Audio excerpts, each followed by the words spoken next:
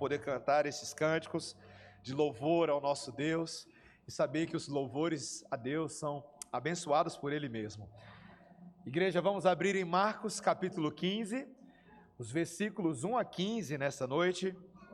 Estamos nos aproximando do final do livro de Marcos e os eventos aqui registrados são importantes de serem compreendidos para a nossa fé pessoal e também porque quando terminarmos a série em Marcos, daremos continuidade ao livro de Atos. Atos dos Apóstolos será a nossa próxima série no culto vespertino.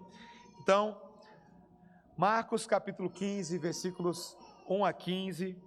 Eu peço que a igreja ouça com atenção a leitura da palavra do Senhor. Logo pela manhã, entraram em conselho os principais sacerdotes com os anciãos, os escribas e todo o sinédrio. E amarrando a Jesus, levaram-no e o entregaram a Pilatos. Pilatos o interrogou: És tu o rei dos judeus? Respondeu Jesus: Tu o dizes. Então os principais sacerdotes o acusavam de muitas coisas. Tornou Pilatos a interrogá-lo: Nada respondes? Vê quantas acusações te fazem. Jesus, porém, não respondeu palavra, a ponto de Pilatos muito se admirar. Ora, por ocasião da festa, era costume soltar ao povo um dos presos, qualquer que eles pedissem. Havia um chamado Barrabás, preso com amotinadores, os quais em um tumulto haviam cometido homicídio. Vindo a multidão, começou a pedir que lhes fizesse como de costume. E Pilatos lhes respondeu, dizendo: Quereis que eu vos solte o rei dos judeus? Pois ele bem percebia que por inveja os principais sacerdotes lhe o haviam entregado. Mas estes incitaram a multidão no sentido de que lhe soltasse de preferência Barrabás. Mas Pilatos lhes perguntou: Que farei então deste a quem chamais o rei dos judeus? Eles, porém, clamavam: Crucifica-o! Mas Pilatos lhes disse: Que mal fez ele?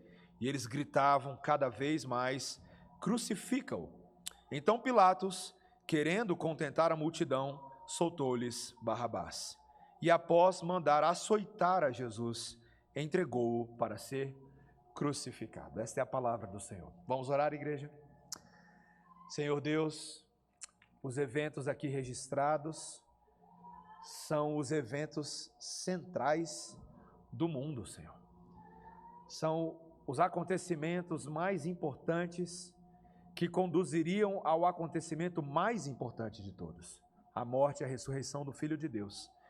Então, Senhor, ajuda-nos a entender a teologia, a doutrina, o alimento aqui contido, para que ele nos seja para nutrição espiritual e para fortalecimento da nossa alma e da nossa fé, em nome de Jesus. Amém. Meus irmãos, o mundo moderno se gaba do avanço dos seus sistemas de governo. É muito difícil você criticar a democracia hoje em dia, porque a democracia é considerada a conquista, a evolução social de maior agrado para o mundo moderno. O fato de que o poder político é exercido pelo povo, seja pela participação direta ou indireta, e a variação disso entre os países chamados países de governo democrático, mas o conceito envolve os famosos princípios de igualdade, de liberdade, de participação cidadã que as sociedades modernas se gabam tanto. E se gabam tanto a ponto de vez em quando a gente ouvir ditados populares como aquele. Sabe qual é aquele?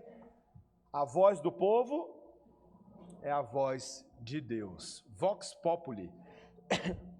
E as pessoas gostam disso, né? A voz do povo é a voz de Deus. Mas a pergunta que eu quero fazer, meus irmãos, para nos provocar a reflexão nessa noite, é se a voz do povo é de fato a voz de Deus. Porque nós sabemos que nem todas as decisões ou opiniões populares estão necessariamente alinhadas com princípios éticos, morais e especialmente divinos, como a palavra de Deus nos coloca.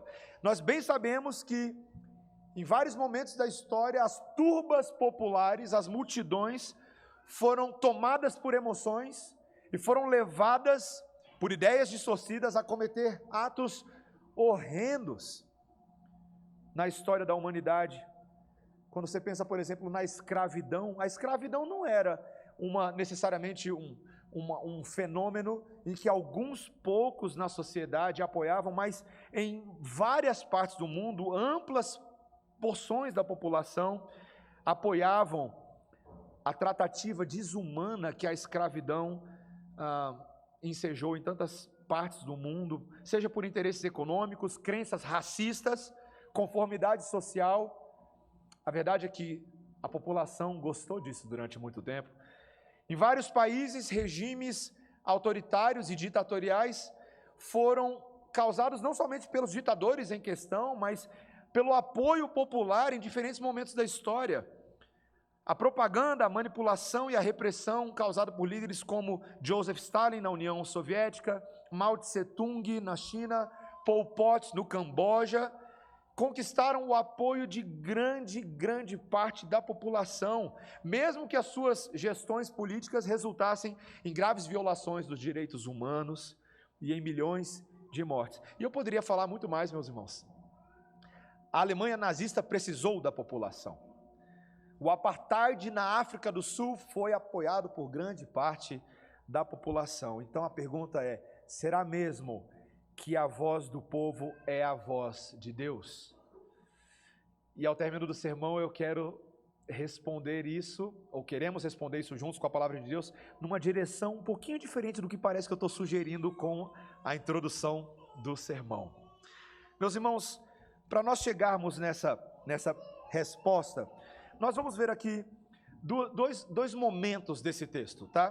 Primeiro, a postura de um crente quando ele se encontra sob o juízo apenas da verdade. A vida de Jesus mostra isso para a gente. A postura do crente que está sob o juízo da verdade de Deus.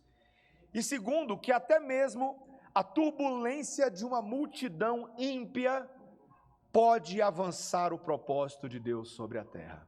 Vamos entender esses dois. Tá? Primeiro, a postura individual daqueles que estão debaixo do juízo da verdade.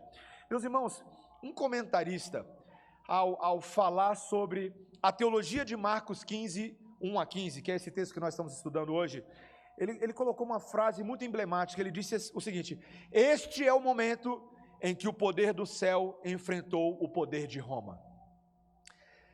Muitas profecias da antiga aliança, como por exemplo Daniel, quando ele antecipou aquela estátua, lembra daquela estátua e que ele tinha várias partes que simbolizavam o governo da Babilônia, da Pérsia, da Grécia e depois de Roma, e aí ele fala de uma pedra que viria, a pedra do reino de Deus, e derrubaria essa estátua romana.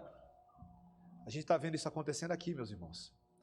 O momento em que o representante do reino dos céus se encontra face a face com o representante do reino dos homens, Pilatos, também conhecido como Pôncio Pilatos, o governador romano da província da Judéia, uma das figuras romanas mais importantes da história por causa da sua atuação na vida de Jesus. Ele é mencionado basicamente em todos os evangelhos. O governo dele foi entre o ano 26 e 36 depois de Cristo, e ele era aquele imperador romano que tinha, ou aquele governador romano que tinha autoridade de governar essa região da Judéia. O papel dele era ser o representante de Roma para manter a paz, para manter a ordem na província, para cobrar os impostos, para administrar a Pax Romana e a justiça romana. E agora Pilatos é encurralado por um grupo de judeus, os principais sacerdotes, o texto diz, os anciãos, os escribas, que eram basicamente a composição de todo aquele sinédrio, e eles vêm até Pilatos com as suas acusações contra este carpinteiro, este líder popular chamado Jesus. Meus irmãos, Pilatos não tinha muito interesse nas causas dos judeus, puramente religiosas. Mas esses homens tinham graves acusações, e inclusive esse título estava correndo a respeito de Jesus: esse é o rei dos judeus. E se alguém é chamado de rei, tem que verificar esse negócio, porque politicamente, se tem outro rei, a gente tem que acertar. Então, Pilatos faz a Jesus, no versículo 2, a única pergunta que para ele realmente importava. Olha aí o versículo 2: és tu o rei dos judeus? E Jesus dá a resposta da sabedoria, né? Tu dizes. Eu amo as respostas de Jesus, meus irmãos. Ele não negou a sua realeza, mas ao dar essa resposta, ele mostra que o tipo de realeza e de autoridade que ele possuía era diferente dessas expectativas, da forma como as perguntas eram montadas. Jesus havia aceitado várias outras acusações perante o sumo sacerdote, e aqui de novo ele não corre das afirmações do governador romano, ele fala, sou eu mesmo. Mas esses líderes judeus tinham que fabricar novas acusações, porque novamente, Pilatos não tinha interesse na religiosidade deles, ele queria saber qual era o problema, e eles começaram a inventar muita coisa. Esses homens que afirmavam Jesus ser um blasfemo, eles caluniaram com blasfêmia contra Jesus, com invenções. As acusações que eles inventaram não estão aqui em Marcos, mas, por exemplo, a gente lê lá em Mateus, e Lucas 23, 2, que eles acusaram Jesus de incentivar o povo a não pagar os impostos a Roma. Mentira, meus irmãos, Jesus nunca fez isso. Nós lemos, ele falou, dai a César o que é de César. Ele mandou dar o denário, que tinha um rosto lá, a efígie de César. Eles acusaram Jesus de estar causando motins nos arredores da Judéia, nos campos da Judéia. Mentira, meus irmãos. Ainda que houvessem vários acampamentos de pessoas e multidões que viessem para os festivais judeus e para ver Jesus, ele não estava causando motim, coisa nenhuma. Mas Pilatos, então, diante dessas e outras acusações, ele vira para Jesus de novo, aí no versículo 4, veja, olha o versículo 4, tornou Pilatos a interrogá-lo, nada respondes, vês quantas acusações te fazem.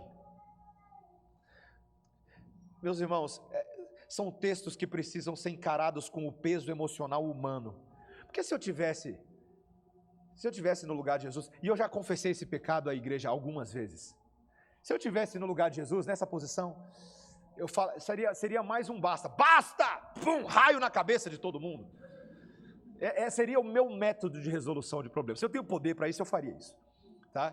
Você lembra lá do fogo descendo no altar dos profetas de Baal e queimando geral? Era isso que eu faria.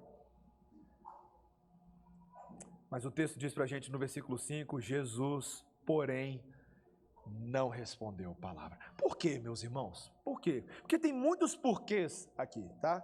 Humanamente, alguém poderia pensar que para Jesus responder isso seria inútil, porque ele estava diante de um tribunal enviesado. Esses homens não estavam atrás da justiça, da verdade, eles eram hostis a Jesus, eles não tinham interesse de ouvir o outro lado, para buscar a verdade, não. Então talvez você poderia pensar que humanamente não fazia sentido. Mas o motivo do silêncio de Jesus era muito mais profundo, meus irmãos. Porque no tempo de Deus, no Kairós de Deus, invadindo o Cronos dos homens, era chegada a hora. Jesus não tinha motivos para tentar prolongar o julgamento dele ou tentar salvar a si mesmo, porque ele veio para esse momento, e nada impediria Jesus de completar a obra pela qual ele veio à terra. Meus irmãos, a obra que havia sido antecipada por Isaías 700 anos antes, quando escreveu sobre o servo sofredor, no texto de Isaías capítulo 53, versículo 7, aquele famoso capítulo de Isaías, quando Isaías havia dito, ele foi oprimido e humilhado, mas não abriu a boca. Como cordeiro foi levado ao matadouro, e como ovelha muda perante os seus tosqueadores, ele não abriu a boca. O silêncio de Jesus é o cumprimento profético preciso, ainda que Jesus tivesse motivo para dar resposta. Jesus não deu bola às acusações, ele calou-se, e o texto diz basicamente que Pilatos muito se admirou, porque obviamente dentro do sistema de legislação, quem cala, consente. Era isso que Pilatos estava interpretando. Se ele não tinha nada a dizer, porque ele estava de alguma maneira consentindo com aquilo. E a gente vai perceber que a atitude de Pilatos ao longo de toda a narrativa é tentar lavar as mãos o tempo inteiro, né? Tá me ajudando o seu silêncio. Estou tentando te ajudar e você está querendo me ajudar. Meus irmãos, Jesus só foi capaz de ficar em silêncio num momento tão difícil como esse, porque a confiança e a paz que ele possuía não vinham desse mundo. Quando eu era pequeno, eu gostava muito de cantar os corinhos antigos, e até hoje eu gosto de cantar. Meus filhos me acham muito mais velho do que eu sou, porque eu canto corinhos que nem na igreja eles aprendem, né? Eu gosto de cantar essa paz que eu sinto em minha alma. Você sabe, você é velho comigo, então canta, né? Não é porque tudo me vai bem, essa paz que eu sinto em minha alma, é porque eu louvo ao meu Senhor. E aí eu gosto do refrão. Não olho as circunstâncias, não. Olho o seu amor, não me guio por vista, alegre estou. Meus irmãos, é muito sério isso.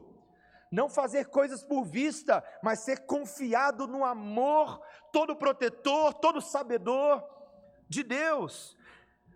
O único juízo que importava sobre Jesus naquele momento não era o juízo dos seus acusadores, mas o juízo do Pai a respeito dele. O juízo da verdade. Jesus estava focado em sua missão de alcançar a salvação dos eleitos. E esta postura nenhum criminoso poderia imitar.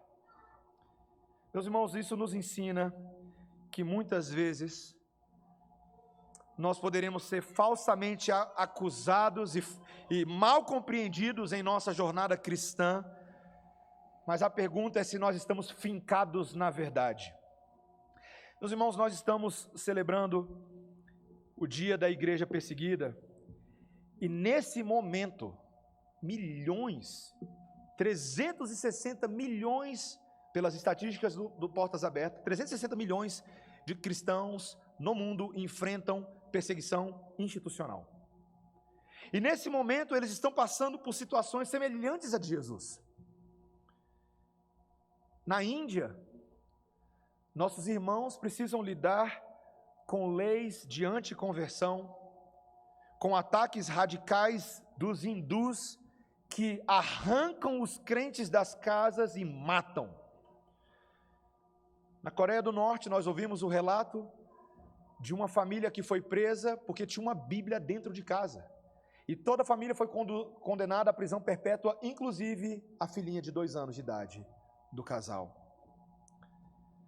Quando nós lemos, por exemplo, sobre o Iêmen, um dos países mais perigosos para os cristãos que enfrenta uma crise de segurança interna, ou quando lemos sobre o Sudão, em que os cristãos são discriminados pelas próprias autoridades, simplesmente por serem cristãos. No Afeganistão, onde a perseguição extrema do Talibã tornou o cristianismo basicamente numa religião clandestina. No Irã, em que os crentes precisam se reunir domesticamente e secretamente por causa da perseguição. No Paquistão, onde todos os meninos na escola já são automaticamente assumidos como muçulmanos e são treinados a serem muçulmanos. Então, se uma criança se identifica como cristão, um menino, ele pode ser apedrejado na hora. A disputa do exército no Sudão com um dos grupos jihadistas faz com que os cristãos sejam mantidos reféns dentro das suas próprias casas. E por aí vai, meus irmãos. Mas a pergunta que eu quero fazer para você diante desses fatos, não é se nós como cristãos somos capazes de sofrer muitas coisas em nome de Jesus. A pergunta é se a gente consegue sofrer calado. Porque existe algo sobre o sofrimento que nem sempre será resolvido com os nossos argumentos, com as nossas palavras. Há momento na vida do crente que Ele, Deus, nos chama a sofrermos mudos. Você é bom de silêncio? Por exemplo, em 1 Pedro capítulo 3, o apóstolo Pedro estimulando as esposas a serem submissas, aos seus próprios maridos. Mas ali aparentemente a gente não sabe se eram maridos descrentes ou crentes muito neófitos ou crentes desobedientes a Deus, mas Pedro fala: mulheres, vós igualmente sede submissas aos vossos maridos, para que se ele não obedece à palavra, seja ganho sem palavra alguma, ao observar o vosso honesto comportamento cheio de temor. Mulheres, sem palavra alguma. Como fazer isso? Ué, Deus está falando que tem poder nisso. É possível as ações submissas, as ações de temor a Deus, a oração silenciosa, as lágrimas silenciosas, o serviço voluntário desimpedido, quebrar o coração de um marido. Homens, deixa eu falar um negócio com vocês.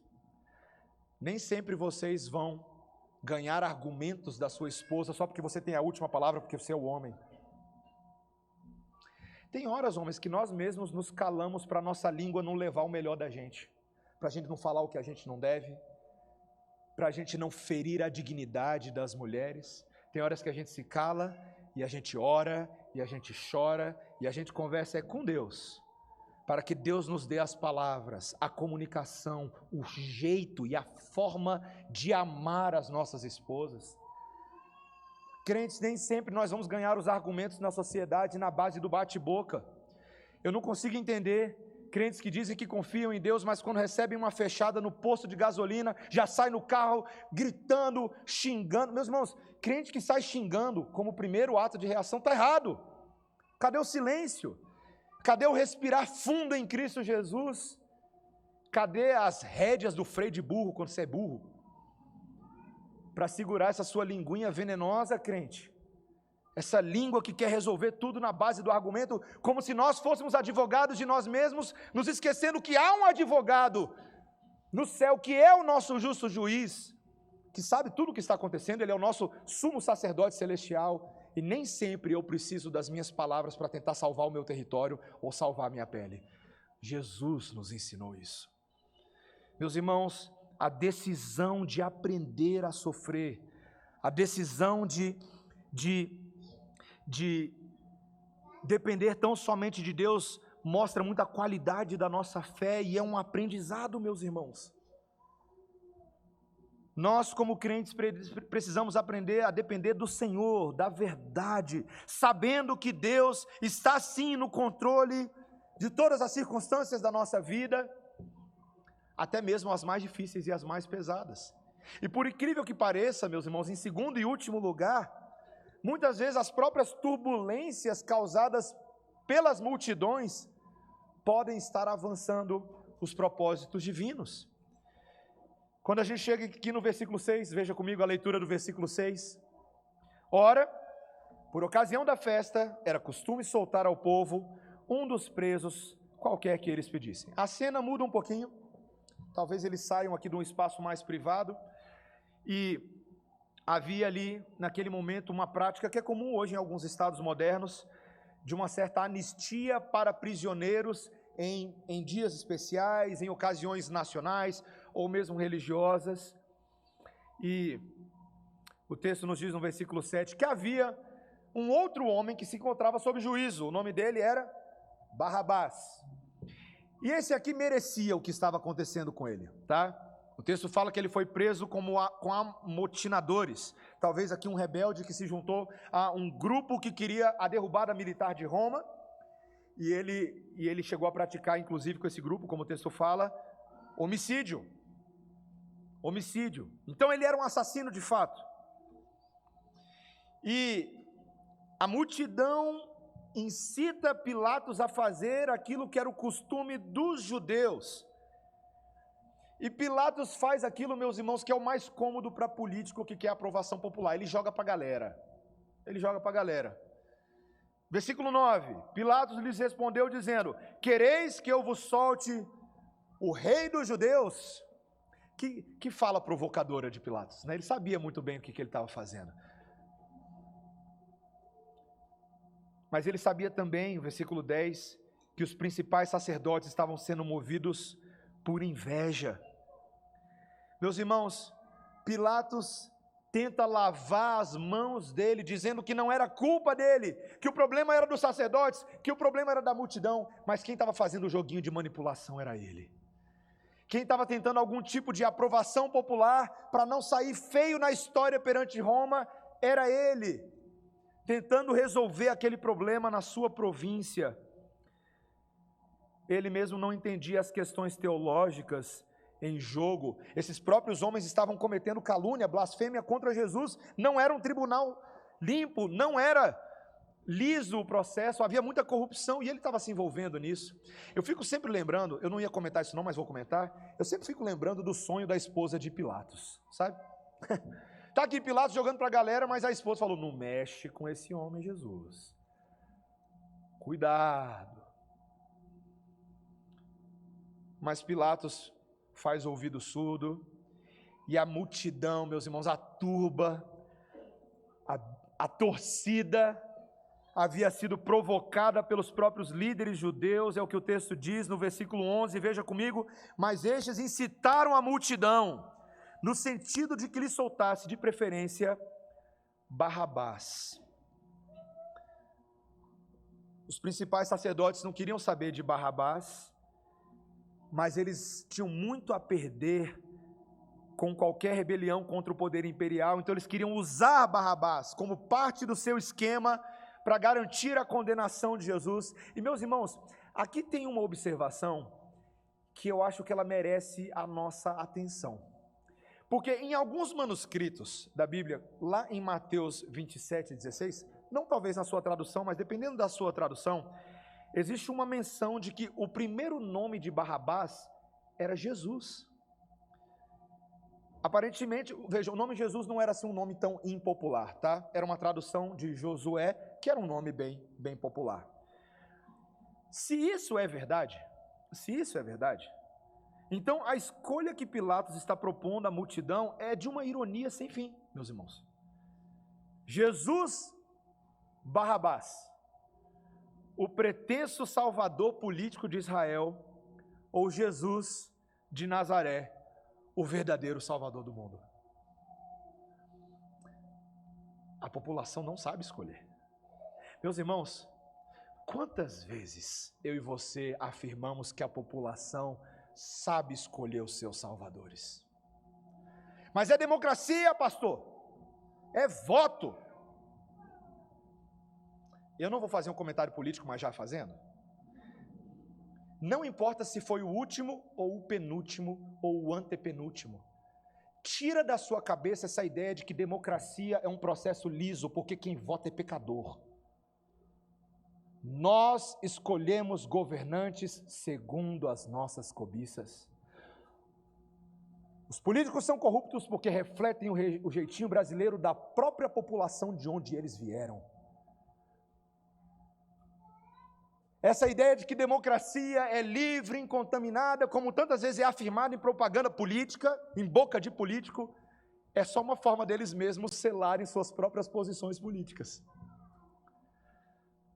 Lembro uma vez conversando com uma irmã aqui da igreja, falando da mais antiga, uma irmã mais idosa, falando que veio do Nordeste do nosso país e ela viu de perto o coronelismo afetando não somente as eleições na sua cidade, no norte do Pernambuco, mas também afetando a própria perseguição da Igreja Católica com os crentes. Na época, falar crente era igual falar rato, né? Os ratos, os crentes. E essa irmã falou que havia literalmente um coronel na região, que tinha um conluio com os padres da região para eliminar os crentes, porque se dependesse dos crentes, um fulano de tal nunca seria eleito.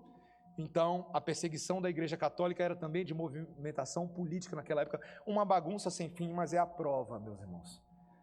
É a prova de que a multidão é irônica.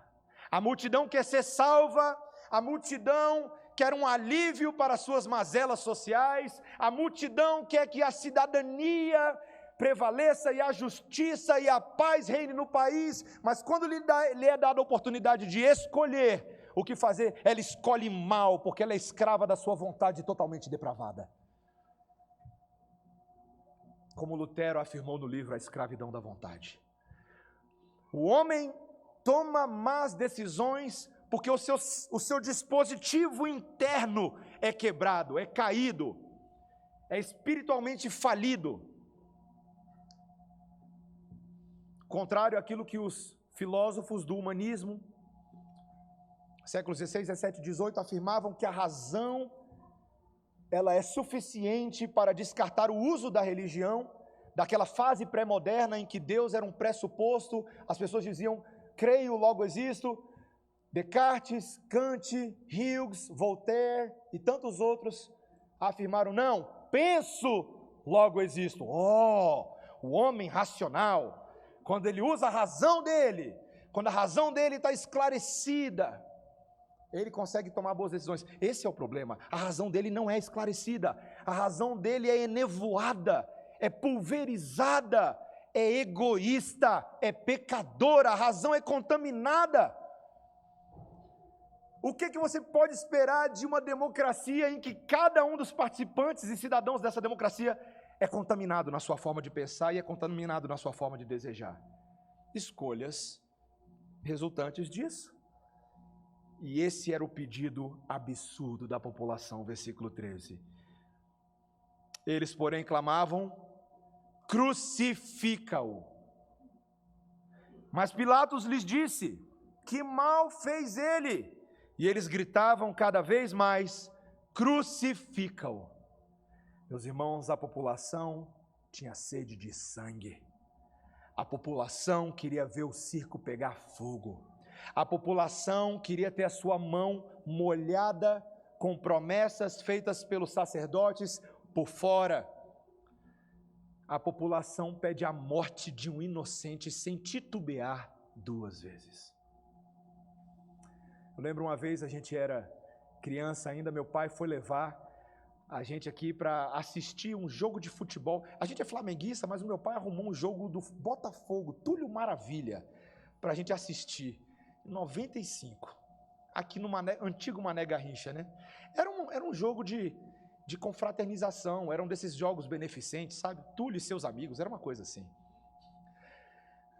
Menção honrosa ao Botafogo em algum momento na vida, né? Mas eu lembro, gente, era um jogo para família. E meu pai levou a gente, meu irmão, eu, e a gente estava feliz. Eu acho que era a primeira vez que a gente estava indo num jogo de futebol no estádio tipo Mané Garrincha. E a gente estava ali feliz e a gente via, tinha outras famílias, mas tinha alguma torcida organizada de alguém lá, na arquibancada do Mané Garrincha.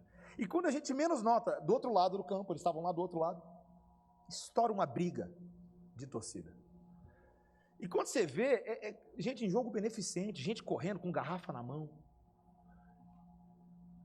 Por futebol beneficente, as pessoas são capazes de dar uma garrafada uns nos outros, quando a coisa não sai do meu jeito, quando meus desejos não são apetecidos, quando os ídolos do meu coração não são adorados do meu jeito,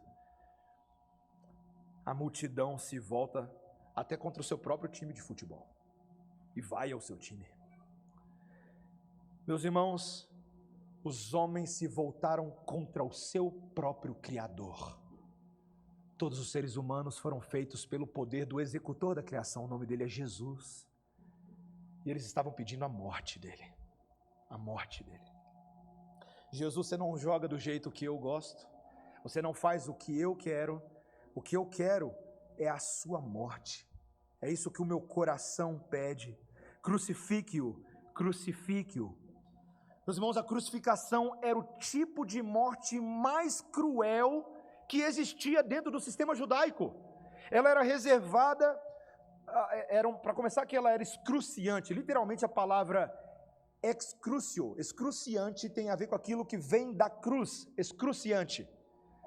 Ela era cruel, ela era prolongada, a pessoa ficava sofrendo na cruz. E era reservada normalmente para as classes mais baixas da população, para escravos fujões, para criminosos que mexiam com coisas do tipo estupro, violência doméstica, por aí vai. E meus irmãos, é isso que eles pedem para Jesus. E Pilatos entra no jogo deles e adota uma punição retrógrada, que os romanos olhavam com aquilo, nem sempre aceitavam aquilo com facilidade, mas ele joga para a galera e fala, é isso que vocês querem. E o último versículo diz, o versículo 15, então Pilatos, querendo contentar a multidão, soltou-lhes Barrabás, e após mandar açoitar a Jesus, entregou-o para ser crucificado. Meus irmãos, quando nós analisamos os personagens dessa história, eu e você nos vemos nos 3, ou nos 4. Nós nos vemos no Sinédrio acusador e blasfemo. Nós nos vemos em Pôncio Pilatos, que quer uma válvula de escape. Nós nos vemos na multidão com sede de sangue. Mas certamente nós nos vemos em Barrabás, não é verdade? Porque Barrabás estava onde ele merecia. Ele merecia ser condenado pelo pecado dele, assim como eu e você merecemos ser condenados pelo nosso pecado. Mas, ironicamente, o que acontece com Barrabás é aquilo que na doce e misericordiosa ironia divina acontece conosco também. Alguém toma o nosso lugar. Alguém entra no lugar de Barrabás, de tal maneira que um assassino, um homicida, sai de mãos abanando e alguém morre no lugar dele. Não temos registro se Barrabás agradeceu a Jesus pelo que aconteceu, ou mesmo se passou a crer em Jesus como seu salvador pessoal. Não temos registro de nada disso. Mas eu e você hoje, quando vemos o que aconteceu, a gente pensa, que mistério divino, que esquisito, e ao mesmo tempo que glorioso, porque, meus irmãos, no fim das contas, a voz do povo foi a voz de Deus, sim. Foi. Porque o povo acabou fazendo, segundo suas inclinações e vontades, exatamente aquilo que o decreto da salvação apontava. Era necessário que assim o fosse. Porque se não o fosse, essa multidão não estava aqui hoje para contar a história. Se Jesus Cristo não tivesse sido crucificado a pedido de uma multidão babando sangue, nós não estaríamos aqui. Essa multidão, dentro do seu pecado, mais uma vez, como vemos em todo o livro de Marcos, cumpriu os propósitos de um Deus soberano, que governa até sobre os pecados e as escolhas que fazemos. A Vox Populi foi a Vox Dei, foi a voz de Deus. Aconteceu. Meus irmãos, esse é o mistério da redenção, que é o mistério da soberania de Deus. Esse momento na história passou a ser tão importante, meus irmãos, para nós, tão importante, que o nome desse cabrinha Pilatos entrou no nosso credo apostólico.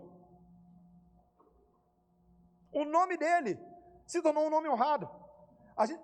Isso é ironia, meus irmãos. A gente precisava do registro histórico desse personagem romano para atestar a historicidade e a realidade da nossa fé. Foi crucificado sob Pôncio Pilatos. Está lá no credo apostólico, que a gente lê de vez em quando na igreja. Porque, meus irmãos, Pôncio Pilatos, que achava que estava lavando suas mãos, na verdade estava sendo um misterioso agente de redenção para nós. Você abre comigo aí de novo em 1 Timóteo capítulo 6, versículo 11.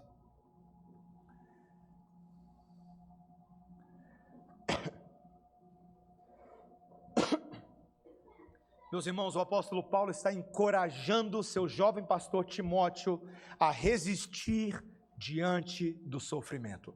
E as palavras finais da primeira epístola de Timóteo são maravilhosas para mim e para você, meu irmão e minha irmã. E esse é o final do nosso sermão. Versículo 11, Paulo diz a Timóteo: tu, porém, ó homem de Deus, foge dessas coisas. Quais são essas coisas? É a riqueza daqueles homens que eram gananciosos, os ricos dos dias de Timóteo, que morriam pelo dinheiro. Paulo fala: Timóteo, foge dessas coisas. Antes, segue a justiça, a piedade, a fé, o amor, a constância, a mansidão. Timóteo, combate o bom combate da fé. Toma posse da vida eterna, para a qual também foste chamado, e de que fizeste a boa confissão perante muitas testemunhas. Olha para mim, meus irmãos. Timóteo, você está diante de um tribunal desse mundo. E você está sendo perguntado e está sendo acusado de várias coisas. Mantém firme a sua confissão. Combate o combate da fé com as virtudes do reino, com mansidão, com piedade, com fé, com amor. Persegue essas coisas. Em outras palavras, torna-te padrão dos fiéis em todas essas coisas, Timóteo. Agora, meus irmãos, olha o versículo 13. Exorto-te perante Deus, que preserva a vida de todas as coisas, e perante Cristo Jesus, que diante de Pôncio Pilatos fez a boa confissão, que guardes o mandato imaculado, irrepreensível, até a manifestação de nosso Senhor Jesus Cristo, a qual em suas épocas determinadas há de ser revelada pelo bendito e único soberano, o Rei dos reis e Senhor dos senhores, o único que possui imortalidade, que habita em luz inacessível, a quem homem algum jamais viu, nem é capaz de ver. Olha a ironia do que Paulo está falando. Timóteo, lembra de Pôncio Pilatos? Pôncio Pilatos consentiu com a morte de Jesus, Jesus manteve a confissão. Só que Jesus morreu. Só que vocês leram o que ele falou aí? Jesus há de ser revelado, porque a morte não segurou, ele ressuscitou, e a glória dele há de ser manifesta como o soberano, o Rei dos reis, o Senhor dos senhores. Por quê? Porque ele é o único que possui a imortalidade. Sim, Pôncio Pilatos participou na morte dele, mas Pôncio Pilatos não participa na imortalidade dele. Só quem participa na imortalidade dele é quem mantém a confissão: Jesus é o Senhor, Ele é o soberano, Ele é o Rei dos reis, Ele é o Senhor dos senhores. Quem mantém essa confissão, quem crê em tudo, a despeito de tudo, verá o seu Salvador face a face. Meus irmãos, esse texto termina dizendo que Ele é o único que tem imortalidade, que habita em luz inacessível, a quem homem algum jamais viu, nem é capaz de ver. Nós nunca teremos acesso em experiência a toda a plenitude da glória de Deus, porque é algo que pertence somente a Ele e não é compartilhado com mais ninguém. Eu acho que mesmo na eternidade, se nós víssemos a plena glória e o fulgor da glória de Deus, eu acho que nós morreríamos mesmo na eternidade, se isso fosse possível. Porque ninguém nunca vai conseguir ter pleno acesso a toda a majestade de Deus. Nenhuma criatura pode lidar com isso. Mas em Cristo Jesus, eu e você veremos aquele que foi rejeitado pelas multidões, mas Ele não nos rejeitou como multidão. Nós tentamos várias vezes, dia após dia, rejeitá-lo. Quantas vezes eu e você negamos a Jesus como Pedro fez? Quantas vezes, meus irmãos, lá no seu coração existe aquela perniciosa herança de Satanás, das trevas, que ainda tenta gritar: crucifica-o. Acontece comigo, já aconteceu com você? Lá no fundo, crucifica-o. O amor de Jesus passa por cima disso. Ele vai regenerando o nosso coração, Ele vai transformando o nosso coração, para que nós não mais o rejeitemos. E hoje eu e você, meus irmãos, eu quero terminar o meu sermão dando 3 rápidas aplicações para você. Fáceis, simples e rápidas aplicações. Agradeça a Jesus em primeiro lugar por você estar salvo aqui hoje. Ninguém merecia estar aqui, meus irmãos. A gente é daqueles que taca pedra em Estevão. A gente é desses. A gente é desses que as vestes de Estevão são jogadas aos pés. A gente é Saulo. Mas Jesus te deu assento nessa igreja hoje à noite. Jesus é a expiação sacrificial em nosso lugar. Esse bando de Barrabás, inclusive esse que vos fala. Jesus tomou o nosso lugar. Então glórias sejam dadas ao nome de Jesus. Primeiro lugar. Segundo lugar, meus irmãos, se nós somos seguidores perdoados de Jesus, persigamos agora a pureza de coração, que é fruto do amor de Cristo por nós. O meu louvor é fruto do teu amor por ti, do meu amor por ti, Jesus, de lábios que confessam o teu nome. É fruto de tua graça e da paz que encontro em ti e do teu Espírito que habita em mim. Que habita em mim. Ainda que cadeias, ainda que homens se levantem, meus lábios não se cessarão, para sempre eu hei de te louvar. É assim que a multidão outrora rejeitosa, agora aceita, se porta. É assim, é consagração, é fruto do Espírito. Jesus mora dentro de nós por meio do seu Espírito, então vive igual Jesus. Vive igual Jesus. E terceiro e último lugar, meus irmãos, nós reconhecemos que nós, junto com os nossos irmãos que estão sendo perseguidos em todas as partes do mundo, reconhecemos que isso vem de Deus também. Porque na perseguição nossa fé está sendo depurada. Quando Deus te ensina a calar a boca e sofrer calado, sua fé está sendo depurada, meu irmão, minha irmã. E por isso a nossa confiança tem que ser em Deus, mesmo no meio do sofrimento. Aprende a aguentar, aprende a ser resiliente, porque nós sabemos que Ele entregou o seu próprio Filho por nós, e Ele se fez mudo por nós, para que a eternidade, pelo resto dela inteirinho, a gente possa falar sem parar, porque eu acho que vai acontecer isso com a gente. A gente se cala agora em sofrimento, para que pelo resto da eternidade seja só hosana, e aleluia, e glória a Deus, porque vai ser assim, meus irmãos. A gente ainda vai ter muito o que exaltar e louvar a Deus, mas aprendamos a ser imitadores de Cristo, sofrendo hoje, para a glória de Deus. Amém? Igreja, vamos abaixar nossas cabeças e vamos orar ao Senhor. Bendito Deus. Muitas vezes, como uma multidão que carrega o velho homem, nós temos uma preferência por Barrabás e não por Jesus. Nós ainda lidamos com corações divididos, lidamos ainda com decisões que são questionáveis, mas Senhor, a Tua soberania misteriosa nos mostra que mesmo quando o povo não quer a vontade de Deus, a voz do povo pode até acabar cumprindo a vontade de Deus. Isso é uma ironia que esse mundo não pode entender, Senhor. Somente mentes iluminadas pelo Espírito Santo de Deus e pessoas pautadas na sabedoria de Deus podem entender esse tipo de coisa.